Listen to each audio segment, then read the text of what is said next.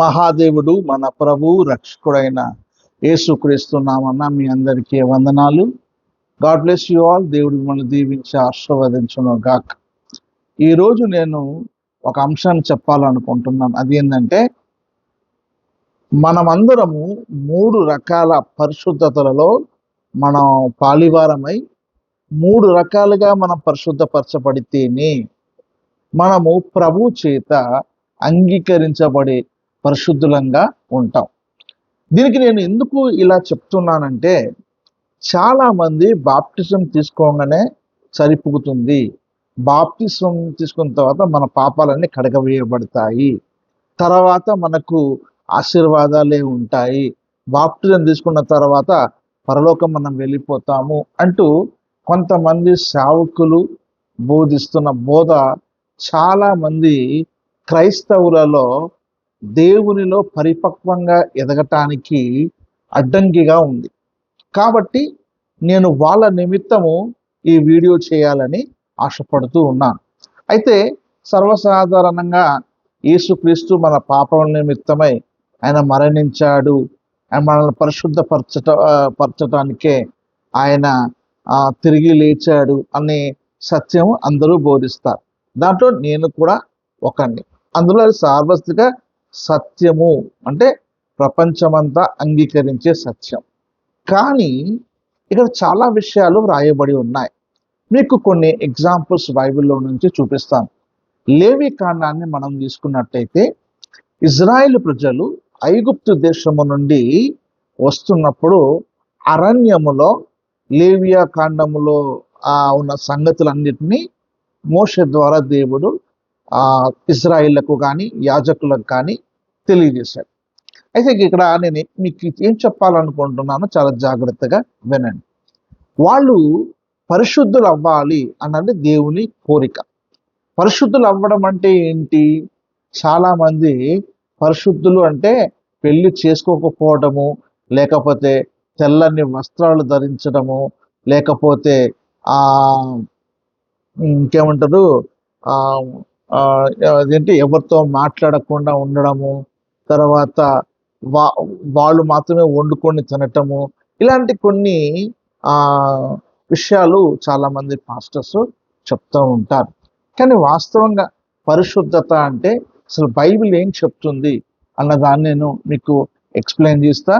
మనము ఎన్ని రకాల మనం పరిశుద్ధతలోకి మన పాలు పొందాలి, ఆ పాలు పొందిన ఆ పరిశుద్ధతలోకి మనం వెళ్ళవలసిన మార్గం ఏంటిదో కూడా నేను మీకు తెలియజేస్తాను. చాలా జాగ్రత్తగా గమనించండి. మరి చూస్తున్న వాళ్ళందరూ ఈ వీడియో మీకు నచ్చితే తప్పకుండా లైక్ చేయండి. రెండవది, ఎక్కడ నచ్చిందో ఏమి నచ్చిందో దాన్ని కామెంట్ చేయండి. ఏమి నచ్చలేదో కూడా కామెంట్ చేయండి. ప్రతి ఒక్కరూ సబ్స్క్రైబ్ చేసుకోండి. ఈ విషయం మాత్రం మర్చిపోవద్దు. వీడియో లైక్ చేయటం వల్ల కొంత రీచ్ అనేది పెరుగుతుంది. ఇది దృష్టిలో పెట్టుకోండి. దేవుడు మిమ్మల్ని దీవించి ఆశీర్వదించునుగాక. సో నేను మీకు లేవియ కాండము 19వ అధ్యాయము 2వ వచనంలో ఉన్న ఒక మాటను తీసుకొని మీ ముందు ఉంచుతాను. పరిశుద్ధ గ్రంథంలో నుంచి లేవియ కాండం 19వ అధ్యాయం 2వ వచనం. మీరు పరిశుద్ధులై ఉండవలెను, మీ దేవుడైన యెహోవానగు నేను పరిశుద్ధుడనై ఉన్నాను. మీరు పరిశుద్ధులై ఉండవలెను, మీ దేవుడనైన యెహోవానగు నేను పరిశుద్ధుడనై ఉన్నాను. దేవుడు ఎలా పరిశుద్ధుడో అలా మీరు కూడా అలా పరిశుద్ధులుగా ఉండాలి అన్నది దేవుని యొక్క ఉద్దేశం. అయితే మనము లేవి కాండములో చూసిన లేవి కాండాన్ని చూస్తే మనకు 3 రకాల పరిశుద్ధతలు కనిపిస్తాయి. అంటే పరిశుద్ధత అనే దానికంటే కూడా పవిత్రత అనడం చాలా ఉత్తమమైన పదం. ఎందుకంటే లేవి కాండములో ఒక మనిషి వ్యక్తిగతంగా ఎలా పవిత్రుడిగా జీవించాలి అనే మాట గురించి లేవి కాండంలో ఆజ్ఞలు ఇవ్వబడ్డాయి. రెండవది, ఆరాధన ఎలా చేయాలి, పవిత్రమైన ఆరాధన ఎలా చేయాలి అన్న విషయము కూడా మరి లేవియ కాండంలో వ్రాయబడింది. మూడవది ఏంటంటే సామాజిక లేక నైతిక పవిత్రత. అంటే మనుషులు మనుషులతో ఎలా పవిత్రంగా ఉండాలి అనే విషయాలు. సో ఒకటి, తాను ఎలా పవిత్రుడుగా ఉండాలి, రెండోది ఆరాధనలో ఎలా పవిత్రమైన ఆరాధన చేయాలి, మూడోది మనుషులతో ఎలా పవిత్రంగా ఉండాలి. ఈ మూడు విషయాలు మనము లేవియా కాండంలో చూస్తాం. అయితే నేను మీకు ఇప్పుడు చెప్పాలనుకుంటున్న విషయం ఏంటంటే, మనకు బైబిల్లో లేవియా కాండం మొత్తంలో పాపానికి అంటే 5 రకాల ఉన్నాయి. 5 రకాల పాపానికి 5 రకాల బలులు మనము లేవియా కాండంలో చూస్తాం. ఒకటి దహన బలి, సమాధాన బలి, పాప పరిహార్థ బలి, అపరార్థ బలి, నైవేద్యం. సో ఈ 5 రకాలు మనుషులు పాపము చేస్తే వాటికి బలులుగా మనము చూస్తాం. కానీ అదే లేవియా కాండంలో పాపము చేసిన వారిను రాళ్లతో కొట్టినట్టుగా కూడా మనము కొట్టమని ఆజ్ఞ ఉన్నట్టుగా మనము చూస్తాం. దీని ఉద్దేశం ఏంటంటే, దేవుడు పాపమును ఎంతవరకు క్షమించగలడో వాటన్నిటికీ కొరకై ఈ 5 బలులు ఇవ్వబడ్డాయి. దేవుడు క్షమించలేని పాపమును రాళ్లతో కొట్టి చంపడం అనేది ఆజ్ఞాపూర్వకంగా లేవియా కాండంలో ఇవ్వబడింది. సో ఇది మనం లేవియా కాండంలో నుంచి నేర్చుకున్న సత్యం. అయితే మనము లేవియా కాండంలో ప్రత్యక్ష గుడారాన్ని చూసినప్పుడు ఆ ప్రత్యక్ష గుడారము ఎలా ఉంటుందంటే, ఫస్ట్ ఆవరణ ఉంటుంది, రెండవది పరిశుద్ధ స్థలము, అతి పరిశుద్ధ స్థలం. అయితే ఇక్కడ ఈ 3 చోట్ల కూడా మనుషులు వెళ్ళినట్టుగా మనం చూస్తాం. ఎలాగంటే, మనం ఆవరణ కూడా పరిశుద్ధమైనది, ఎందుకంటే అక్కడ బలిపీఠం ఉంటుంది, అక్కడ పాపములకు క్షమాపణ కలుగుతుంది, అది కూడా పరిశుద్ధమైనది. పరిశుద్ధమైన స్థలము అతి పరిశుద్ధ స్థలం. అతి పరిశుద్ధ స్థలములో కూడా ప్రధాన యాజకుడు పాపము చేస్తే అతను అక్కడ చనిపోతాడు. అంటే అక్కడ ప్రధాన యాజకుడు ఖచ్చితంగా పాపిగా ఉండకూడదు అన్నది మనం అక్కడ కూడా మరణం అనేది సంభవిస్తుందన్న సంగతి మనము ఈ యొక్క ప్రత్యక్ష గుడారం ద్వారా ఉన్న ఆ యొక్క నమూనాను బట్టి మనకు అర్థమవుతుంది. సో ఇప్పుడు మనం క్రైస్తవులంగా ఎలా మనం పరిశుద్ధపరచబడ్డాలి, పరిశుద్ధతకి ఏ విధంగా ఎన్ని రకాలుగా ఉందా అనేది మనం లేఖనాల్లో చూస్తే 3 రకాలుగా పరిశుద్ధతను మనకు బైబిల్ సెలవిస్తుంది. అదేంటన్నది నేను మీకు చెప్తాను. మొట్టమొదటి విషయం ఏంటంటే, క్రీస్తు రక్తము మనల్ని పరిశుద్ధపరుస్తుంది. ఇది సార్వత్రిక క్రైస్తవ సంఘం అంతా కూడా అంగీకరించే సత్యం. మొట్టమొదలుగా నీవు సువార్తను అంగీకరించినప్పుడు ఆయన నీ పాపముల నిమిత్తం మరణించాడని నువ్వు నమ్మి, నీ పాపముల నిమిత్తమై మరణించి ఆయన తిరిగి లేచాడని నువ్వు ఎప్పుడైతే సాక్ష్యం ఇస్తావో, ఆ సాక్ష్యమును ప్రజలందరికీ బహిరంగంగా సాక్షిగా ఉండటానికి బాప్తిస్మం అనేది మనం తీసుకుంటాం. అదే మన సాక్షికి ప్రత్యుత్తరమే అనే మాట మనం బైబిల్లో అక్కడ చూస్తాం. అయితే ఈ బాప్తిస్మం అనేది పాప క్షమాపణ నిమిత్తము మనం తీసుకోవాలని అపోస్తల కార్యం 2:38 పేతురు, మీరు మారుమనసు పొంది పాప క్షమాపణ ప్రతివాడు యేసుక్రీస్తునామమున బాప్తిజం పొందుడి అన్నాడు. అంటే పాప క్షమాపణ నిమిత్తం ఖచ్చితంగా బాప్తిజం తీసుకోవాలి. ఎలా, ఏ పాపమును బట్టి తీసుకోవాలి అని మనం చూస్తే, మనము గతములో దేవునికి వ్యతిరేకంగా జీవించిన పాపములను బట్టి, మనకు సంక్రమించిన పాపమును బట్టి ఖచ్చితంగా మనము బాప్టిజం తీసుకోవాలి. ఎందుకంటే ఆ బాప్తిజము ప్రభు మన కొరకు మరణించి లేచాడు అని నువ్వు సాక్షిగా ఉండడానికి బాప్టిజం తీసుకోవాలి. అక్కడి నుంచి నీ పరిశుద్ధత ప్రారంభమవుతుంది. కానీ ఈ రోజులో చాలా మంది పాస్టర్స్ ఏం చెప్తున్నారంటే, బాప్టిజం తీసుకుంటే చాలు నువ్వు పరిశుద్ధుడవు అని బోధిస్తున్నారు. కానీ ఇది వాస్తవ సత్యము కాదు. సో నేను మీకు ఎందుకు కాదని చెప్తున్నానంటే, చాలా జాగ్రత్తగా గమనించండి. బాప్తిస్మం అనేది పరిశుద్ధతకు ప్రారంభము, అంటే మొట్టమొదటి మెట్టు. అనొచ్చు. అంటే పరిశుద్ధతలో మొట్టమొదటి, ఎందుకంటే అది క్రీస్తు రక్తము చేత మనము కడగబడుతున్నాం కాబట్టి. ఎందుకంటే మన పాపాన్ని ఒప్పుకుంటున్నప్పుడు ఆయన మన పాపమును క్షమించటానికి సిద్ధంగా ఉన్నాడని నువ్వు బాప్టిజం తీసుకున్నప్పుడు ఆయన రక్తము నిన్ను పరిశుద్ధపరుస్తుందని మొదటి యోహాను పత్రిక 1వ అధ్యాయము 7వ వచనంలో ఇలా వ్రాయబడింది. అయితే ఆయన వెలుగులోనున్న ప్రకారము మనమును వెలుగులో నడిచిన యెడల మనము అన్యోన్య సహవాసం గలవారమై ఉన్నాం.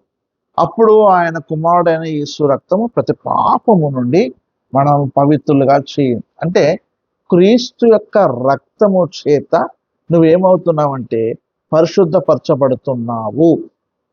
ఆ రక్తము చేత పరిశుద్ధపరచబడుతున్నావు. ఇది ఒక పరిశుద్ధత. అంటే బాప్తిస్మము ద్వారా విశ్వసించిన వ్యక్తివి, అప్పుడు నువ్వు పరిశుద్ధపరచబడుతున్నావు. ఇది మొట్టమొదటి విషయం.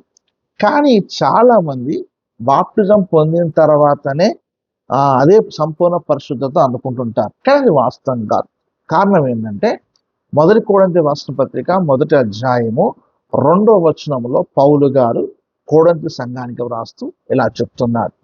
కొరింథీలో ఉన్న దేవుని సంఘమునకు అనగా క్రీస్తు యేసునందు పరిశుద్ధపరచబడిన వారై పరిశుద్ధులుగా ఉండటకు పిలువబడిన వారికి అన్నారు. ఇక్కడ చూడండి, సంఘము దేవుని సంఘమునకు అనగా అన్నాడు. ఆ సంఘం ఏంటట? క్రీస్తు యేసునందు పరిశుద్ధపరచబడిన వారై. వారు పరిశుద్ధపరచబడ్డారు అంటే బాప్టిజం తీసుకున్నారు, క్రీస్తును అంగీకరించారు, అలా పరిశుద్ధపరచబడ్డారు. పరిశుద్ధులుగా ఉండటకు పిలువబడిన వారికి అన్నాడు. అంటే వీళ్ళు మళ్ళా ఇంకా పరిశుద్ధులుగా ఉండటానికి పిలువబడిన వారు అన్నది. అంటే వారు పరిశుద్ధులే అని పౌలుగా చాలా స్పష్టంగా చెప్తున్నారు. కానీ ఆ మొదటి కొరింథీ పత్రిక 1వ అధ్యాయంలోనే నువ్వు కేఫా వాడవని, లేకపోతే నువ్వు పౌలు వాడవని, లేకపోతే నేను క్రీస్తు వాడననే భేదాలు ఉన్నాయని చెప్తాడు. ఇంకో విషయం ఏంటంటే 3వ అధ్యాయంలో మీరు శరీర సంబంధులే అంటుంటాడు. తర్వాత 5వ అధ్యాయంలో మీలో ఒక వ్యక్తి తన తండ్రి భార్యను ఉంచుకున్నాడట అనే మాటలు మనము చూస్తాం. తర్వాత 6వ అధ్యాయంలో రకరకాల పాపాల గురించి మాట్లాడు, మీరు ఒకప్పుడు అలా ఉన్నారు, ఇప్పుడు ఈ విధంగా మార్చబడ్డారు అని చెప్తా ఉంటాడు. సో అలా చెబుతూ 2వ కొరింథీ పత్రిక 1వ అధ్యాయం వరకు వచ్చినప్పుడు అక్కడ కూడా ఏమని ఉంటుందంటే 2 కొరింథీ 1:1లో 2 కొరింథీ పత్రిక 1వ అధ్యాయం 1వ వచనంలో దేవుని చిత్తము వలన అంటూ ఇక్కడ చూడండి, దేవుని సంఘమునకు, కొరింథీలో ఉన్న దేవుని సంఘమునకు అకయందున ఉన్న పరిశుద్ధులందరికీ చూపమని చెప్పి వ్రాయున్నది. సో వీళ్ళు అంటే కొరింథీ సంఘాన్ని ప్రస్తావిస్తూ పరిశుద్ధులు అని వారిని ప్రస్తావించడం జరిగింది. కానీ ఇప్పుడు రెండవ పరిశుద్ధత భాగానికి మనం వెళ్తే దాన్ని భాగం అంటారో, మెట్టు అనుకుంటారో, లేకపోతే అదొక పరిశుద్ధతలో ఒక కార్యం అనుకుంటారో, అది మీ ఇష్టం, మీరు ఎట్లనో అర్థం చేసుకోవాలి.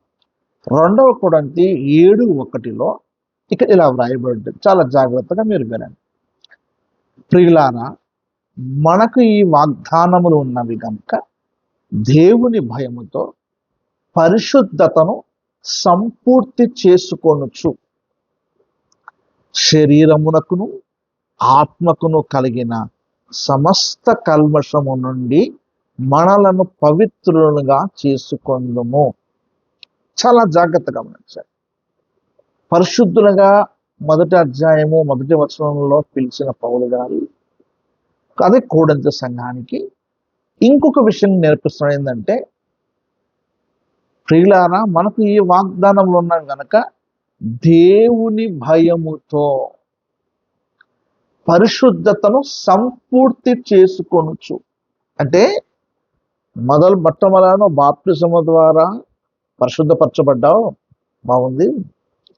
ఆ పరిశుద్ధపరచబడిన ఆ జీవితమును దేవుని భయముతో సంపూర్తి చేసుకోవాలి అని పౌలు గారు అంటారు ఇక్కడ ఏమన్నారంటే, దేవుని భయముతో పరిశుద్ధతను సంపూర్తి చేసుకొనుచు శరీరమునకును ఆత్మకును కలిగిన సమస్త కల్మషము నుండి మనలను పవిత్రులుగా చేసుకొందుము.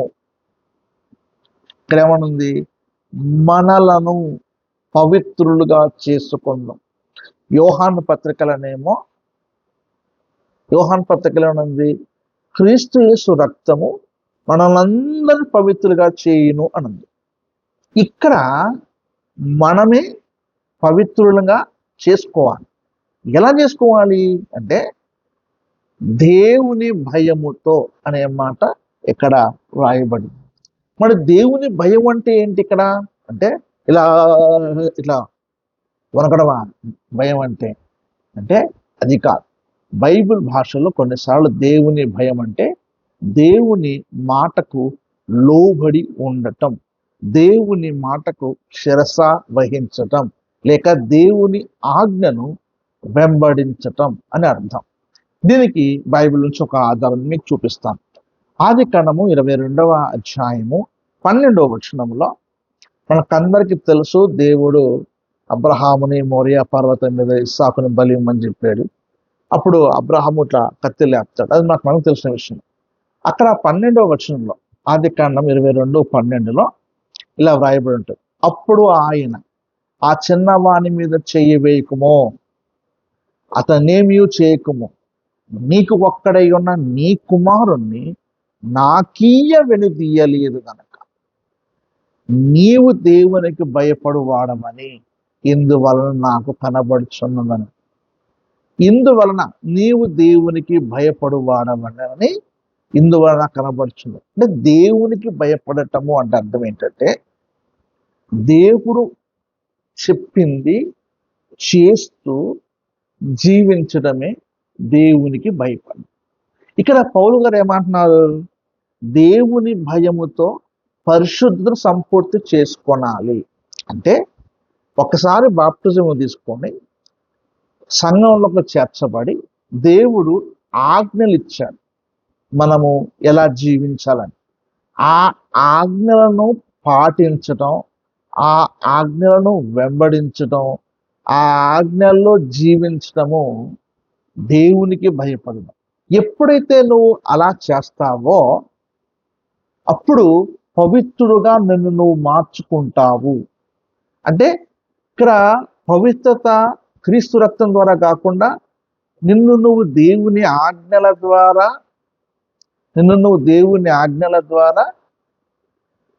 పవిత్రపరచుకోవటానికి ఆయన ఆజ్ఞలు ప్రకారము నువ్వు జీవిస్తావు.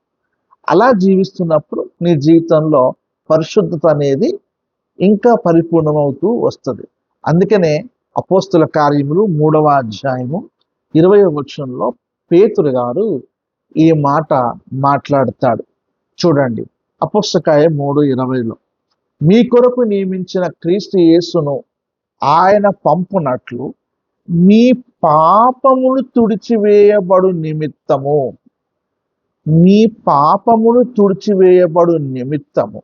మారు మనసు నుండి తిరుగుడి. పాపాలు ఒప్పుకుంటే తుడిచివేయబడం. పెట్టుకోండి. ప్రభా నేను పాపిని అంటే తుడిచివేయబడు.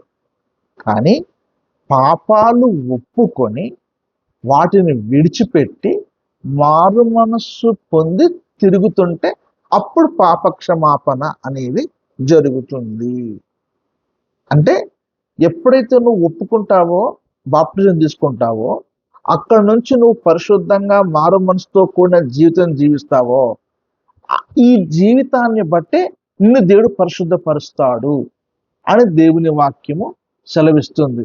అపోస్తలకార్యం 3:20 ఏమంటే, మీ పాపములు తుడిచివేయబడు నిమిత్తము మీరు మారు మనసు నుండి తిరుగుడు. అందుకనే బాప్తిస్మిచ్చి యోహాను ఏం చెప్తాడంటే, మీరు మారు మనసున తగిన ఫలం ఫలించండి. మారు మనసు పొందండి అని చెప్పినా దాని లాస్ట్ ఉద్దేశం ఏంటంటే మారు మనసును తగిన ఫలము ఫలించండి. ఎందుకంటే సుంకరులు మిగతా వాళ్ళు పరిసయ్యులు శాస్త్రులు కూడా బాప్టిజం పొందడానికి వచ్చారు. వచ్చినప్పుడు వారిని తిడుతున్నారు. అంటే ఏంది? పాపాలు ఒప్పుకొని బాప్టిజం పొందడానికి వచ్చారు కానీ ఆ పాపాన్ని విడిచిపెట్టి దేవుని కొరకు పరిశుద్ధులుగా మారు మనసు పొందిన జీవితంతో జీవించాలన్న ఆశ లేదు. వాళ్ళను యోహాను గద్దించారు. చూసారా? అంటే బాప్తిస్మం పొందటం అన్నది పాపాలు చేశాం కాబట్టి పొందుకుంటున్నామని ఆలోచించవద్దు. పొందుకొని ఆ పాపము చేయకుండా ఇంకా దేవుని ఆజ్ఞల ప్రకారము పరిశుద్ధంగా జీవించడం చాలా ముఖ్యం. కాబట్టి దేవుని భయముతో మనిషి అంటే దేవుడు చెప్పిన ఆజ్ఞల ప్రకారము జీవిస్తూ మరి ఆ కలిగిన పరిశుద్ధతను ఇంకా సంపూర్తి చేసుకుంటూ ఉండాలి. మనల్ని పవిత్రులుగా చేసుకుంటూ ఉండాలి. అంటే దేవుడిచ్చిన ఆజ్ఞల ప్రకారం మనం జీవిస్తున్నప్పుడు మనము బాప్టిజం పొందిన దానికంటే ఇంకా ఒక ఎక్కువ పరిపూర్ణ స్థాయిలోకి ఇంకా ఒక పరిపూర్ణ స్థాయిలోకి ఎదుగుతున్నామని అర్థం. ఇక మూడవది ఏంటంటే, ఎప్పుడైతే మనం ఇలా జీవిస్తూ ఉంటామో, మూడవది ఇప్పుడు మనం పవిత్రమే కాదు, దేవుని పవిత్రతలో కూడా మనం వెళ్ళాలి. అది ఎలాగా అంటే చూద్దాం.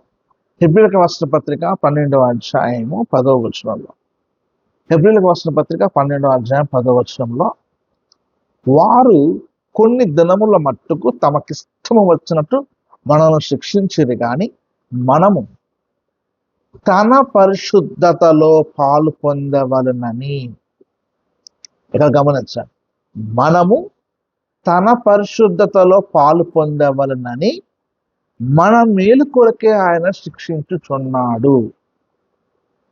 చూసారా? మనమంట దేవుని పరిశుద్ధతలోకి పాలు పొందాలని దేవుడు శిక్షిస్తున్నాడట. ఇక్కడేమో ఈ భూమి మీదనేమో మనము పరిశుద్ధంగా ఉండాలన్నది, మనం క్రీస్తు రక్తం కడగబడి దేవుని ఆజ్ఞల ప్రకారము జీవిస్తుంటాం. దేవుని ఆజ్ఞల ప్రకారం జీవిస్తూ మనం పవిత్రం చేసుకుంటున్నా దేవుడు శిక్షిస్తాడు. ఎందుకంటే తన పరిశుద్ధతలోకి మనము పాలు పొందాలన్నది దేవుని ఉద్దేశం. ఇది ఎలా అర్థం కావాలంటే చిన్న ఒక ఎగ్జాంపుల్ చెప్తా.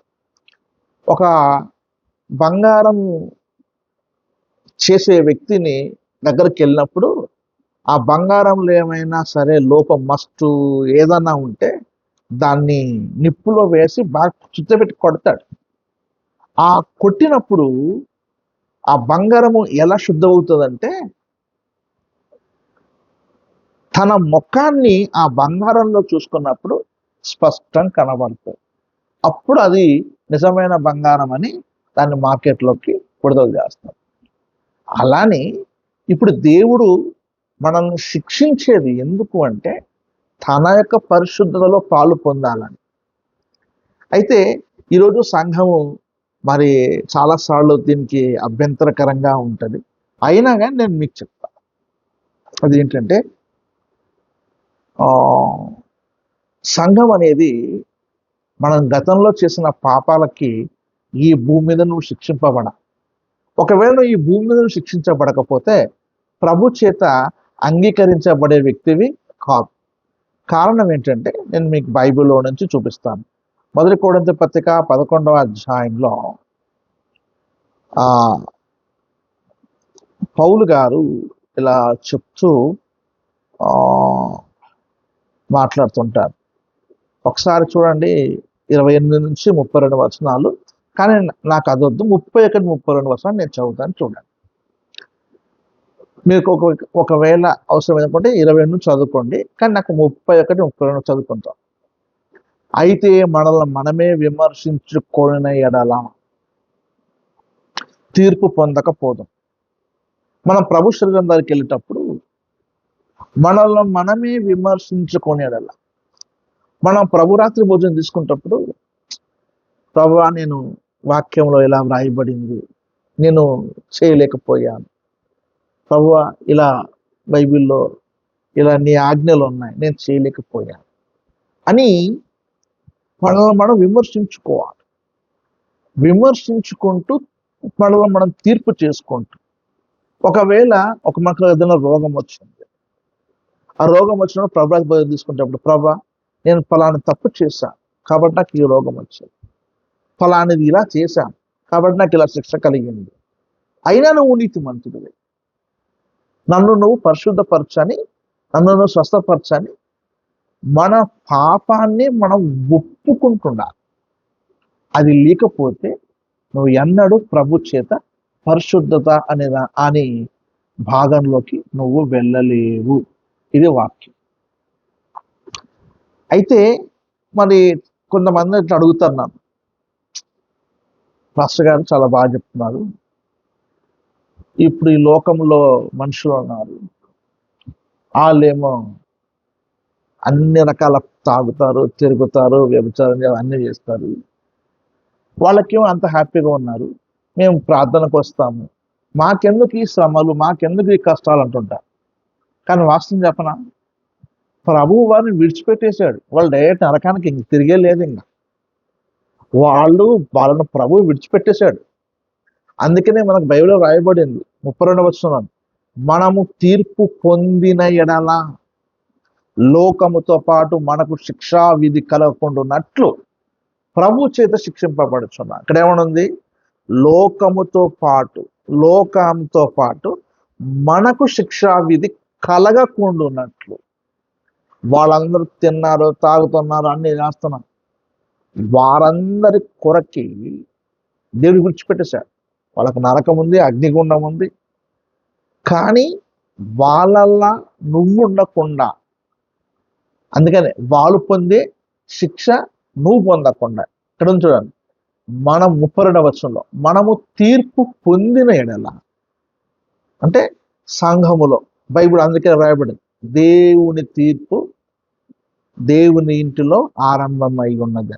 ఆ తీర్పు ఏంటంటే ఇదే, మనము దేవుని శిక్షను, అంటే సంఘములో పరిశుద్ధతను పొందటానికి మనం ప్రభు చేత శిక్షింపబడుతున్నాం.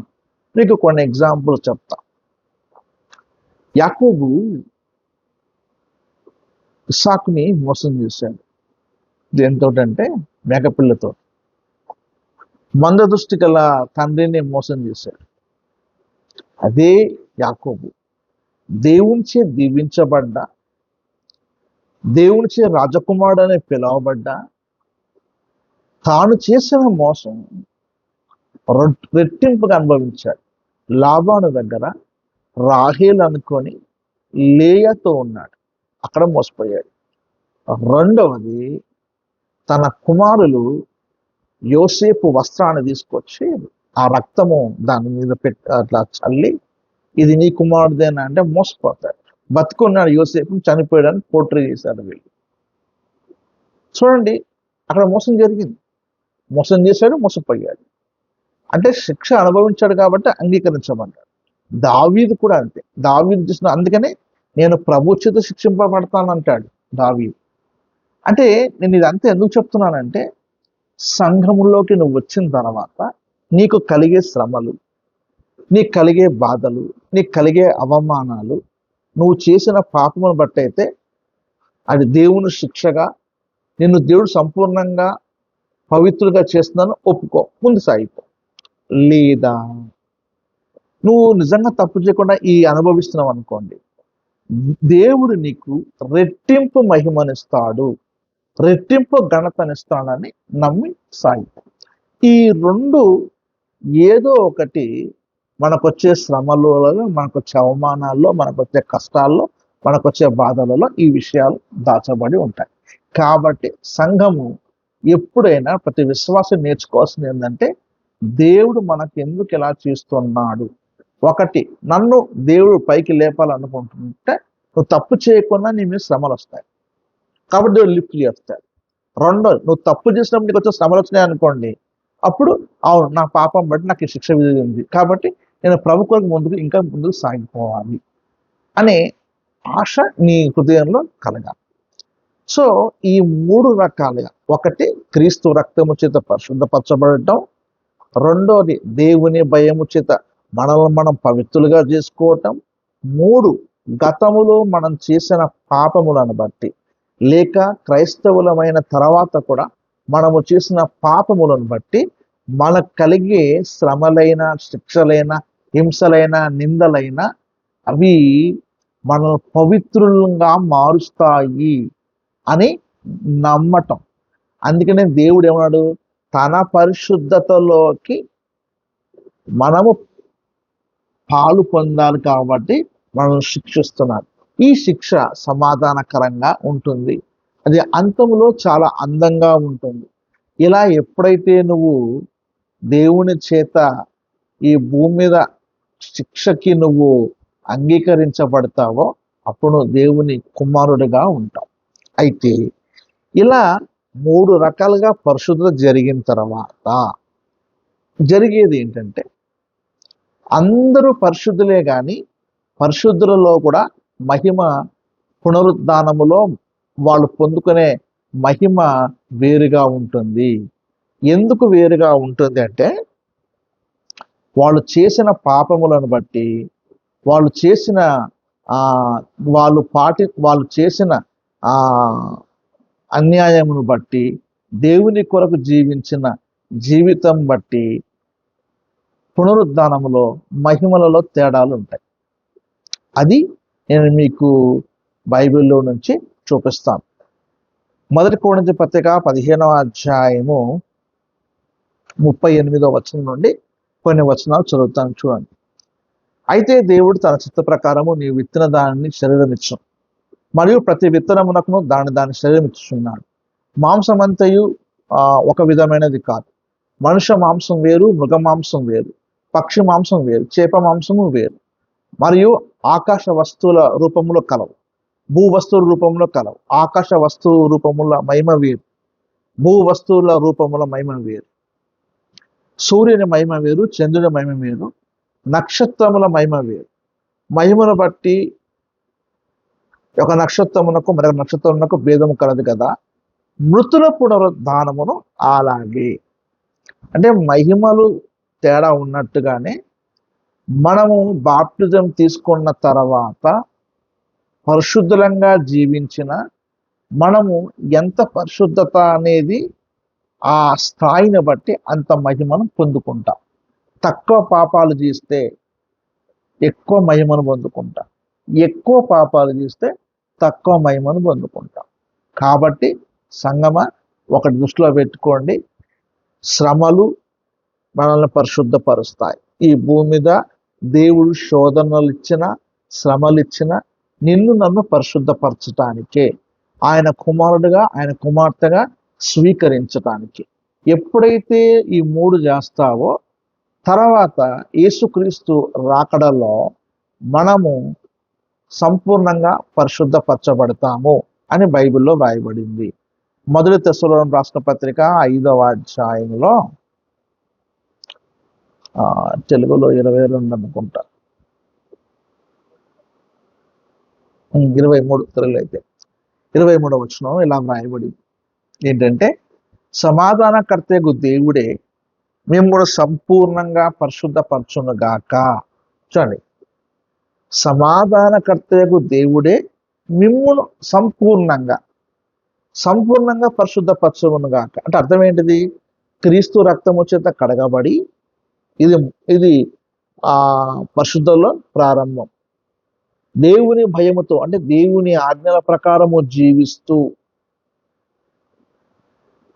దేవుని వాక్యానికి లోపడ్డప్పుడు ఆ భయముతో మనం పవిత్రులుగా చేసుకుంటూ, 3వది మనకు వచ్చే శ్రమలు, కష్టాలు, మనం చేసిన పాపమును బట్టి దేవుడు మనల్ని శిక్షించిన ఆ శ్రమల వలన, ఆ శిక్ష వలన, రోగం వలన, బాధ వలన పరిశుద్ధపరచబడినప్పుడు అప్పుడు ప్రభు ఈ 3టిని బట్టి నిన్ను ఏం చేస్తాడంటే ఆయన రాకడలో నిన్ను సంపూర్ణంగా పరిశుద్ధపరుస్తాడు.